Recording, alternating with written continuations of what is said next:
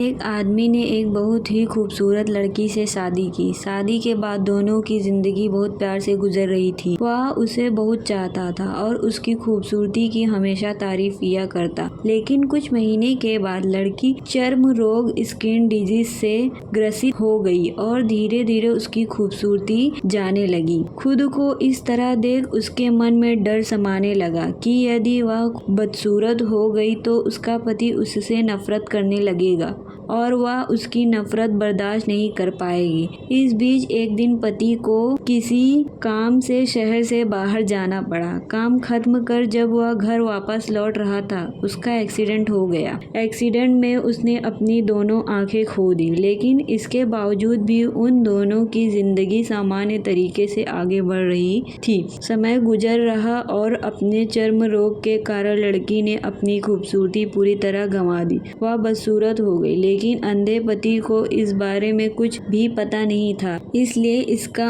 उनके खुशहाल विवाहित जीवन पर कोई प्रभाव नहीं पड़ा। वह उसे उसी तरह प्यार करता रहा।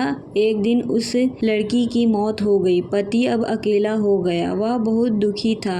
वह उस शहर को छोड़कर जाना चाहता था। उसने अंतिम संस्कार की सारी क्रियाविधि पूर्ण की और शहर छोड़कर जाने लगा। तभी एक आदमी ने पीछे से उसे पुकारा और पास आकर कहा, अब तुम बिना सहारे के अकेले कैसे चल पाओगे? इतना साल तो तुम्हारी पत्नी तुम्हारी मदद किया करती थी। पति ने जवाब दिया, दोस्त, मैं अंधा नहीं हूँ। मैं बस अंधा होने का नाटक कर रहा था, क्योंकि यदि मेरी पत्नी को पता चल जाता कि मैं उसकी बदसूरती देख सकता हूँ तो यह उसे उसके रोग से ज्यादा दर्द देता। इसलिए मैंने इतने साल अंधे होने का दिखावा किया। वह बहुत अच्छी पत्नी थी। मैं बस उसे खुश रखना चाहता था।